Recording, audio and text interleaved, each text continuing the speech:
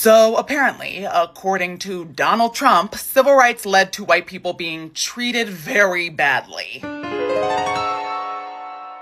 Let me just say, as a white person myself, I think we could be treated far worse. Hi everyone, if you're new, welcome. If you're not, you know what fucking time it is, bitch. It's time for the Daily Scream. Like, I don't know how to tell you this, but no one has ever fire hosed me in the streets. No one ever tried blocking me from entering a school and receiving an education. Nobody's out here hanging signs saying no whites allowed. And what's even more wild is this twat had the audacity to say that. Meanwhile, there are people who are still alive today who lived through segregation, including, get this, Donald Trump. Like, this isn't ancient history. This is my grandparents were alive when Rosa Parks was told to sit in the back of the bus. This is my grandparents, hell, even some of our parents were alive when the first black child was integrated into an all-white school in the South. And again, I'd like to reiterate, this all happened while Trump was alive. The twat saw all this shit firsthand. And Trump's main argument here is some white people didn't get into certain colleges, which respectfully isn't oppression. That's just rejection, babe. There's a quote I'd like to share with all of you, which is widely attributed to people like Franklin Leonard, and it's, if you're used to privilege, equality feels like oppression. And I fear that's exactly what's happening here. The Civil Rights Act of 1964 didn't punish white people, nor did it make white people victims. It made discrimination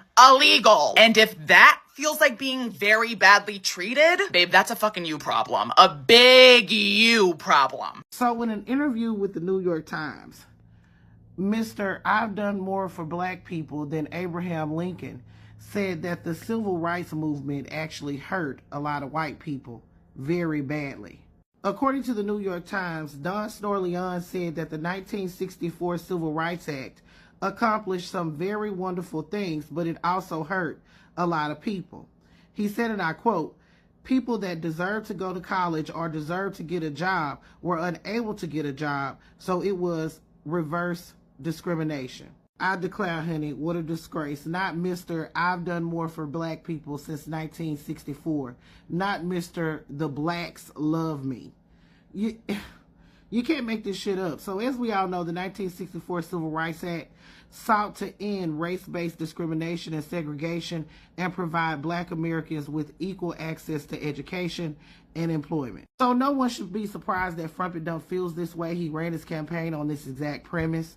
But we know that he says any and everything under the sun to take our minds off the Epstein file. So he got to say the most outlandish thing out loud, even though I really feel like he feels this way. It's very important to note that there should not have been a need for the 1964 Civil Rights Act. If all Americans were treated fairly and there was no such thing as redlining and there was no such thing as discriminatory practices when it came down to hiring, there would be no need for the 1964 Civil Rights Act. So to say that white people were treated unfairly because of the Civil Rights Act is absolutely preposterous, especially considering the generational wealth gap in this country. Explain redlining. Explain why black people to this day are still fighting for what is rightfully theirs, their land. Should we talk about Bruce's Beach that was stolen from black people in California? Explain why black people are incarcerated at a much higher rate than whites, even for the same crime. Explain that. Even when you came out with Jim Crow laws, separate but equal, it still wasn't equal. Only thing we wanted was equality. And we're still fighting for it in the year of our Lord, 2026. I would love to hear how Blacks for Trump is going to explain this. They're going to take his side, but they're going to have to jump through some hula hoops to do it. It's disturbing, but it's just another day in the Frumpet Dump universe. This is the same person that says he's done more for blacks since Abraham Lincoln. Y'all put your thoughts. This is Double D Mo for the Black Grit News. Again, Donald Trump is out spreading his anti-whiteness rhetoric again. And this time, it happened Wednesday, January 7th. Trump did an interview with the New York Times, and he said white people were treated very badly by the Civil Rights Act being passed in 1964. He called it reverse discrimination. He said all this because white men did not go to college or get a job. So there's this law, I don't want to call it like a law, but a month ago, this lady on X put out a post for white men. I forgot her name. And she said, white men only, it's only for white men, that you are facing discrimination at work based on race and sex, or you have been like you like you've been passed over for a promotion or you didn't get a raise, all because you are white, you can file under federal civil rights laws to claim money from your job. Legal experts say that white workers experience less discrimination than other groups of people, which is so true. Data shows that Black Americans are outnumbered 12-1 by white men in executive roles. There is no evidence that white men were being discriminated against in the results of the civil rights instatement. I don't get where Donald Trump is getting this information from. I don't know if he's making up it in his head because he wants another distraction, because he's not releasing them Epstein files, or he's not giving the people the $2,000 he said he would give us, or, he ain't doing whatever else he said he was going to do. Definitely, I think he wants us distracted from all this ICE bullshit going on out here. That's what I'm thinking, because I'm like, who's falling for this? This is stupid. This is completely irrational. But hell, what do I know? I'm just a talking head. If you are a white man, can you please leave in the comments if you have ever been discriminated against?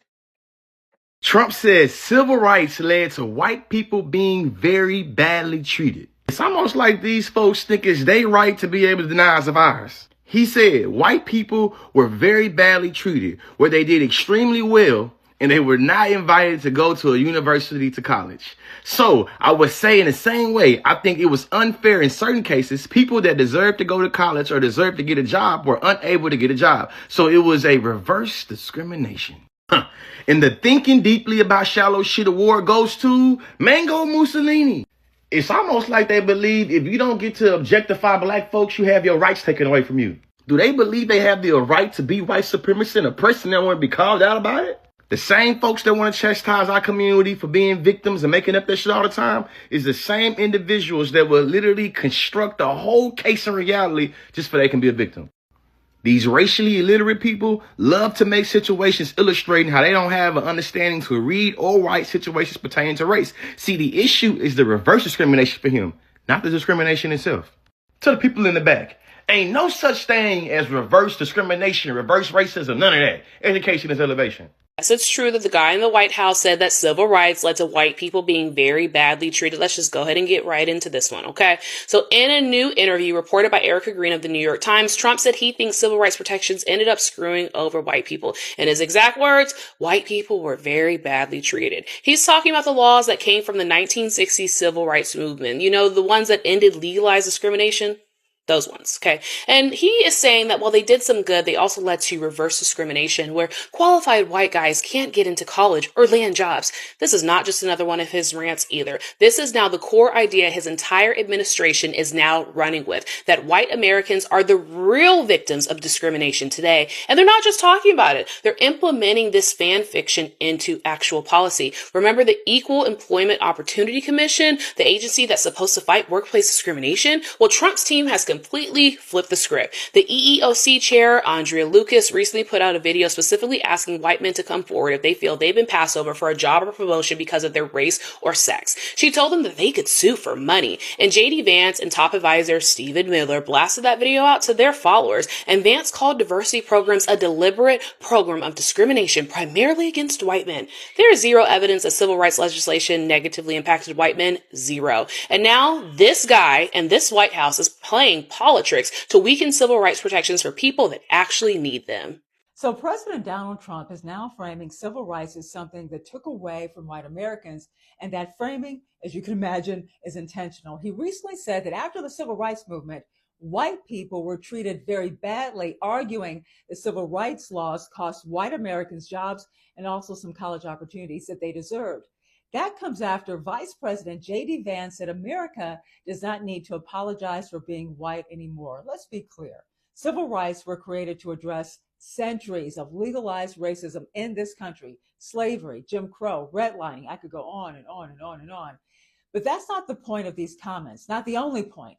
The real question is, who are they talking to and why right now? The message is simple. If you're struggling, it's because the system helped Black Americans and hurt you. That message is aimed squarely at white voters, especially white men, who feel like they're falling behind as the country changes. It creates a scapegoat. It also may motivate them to vote in the midterms, believing that the GOP has their backs.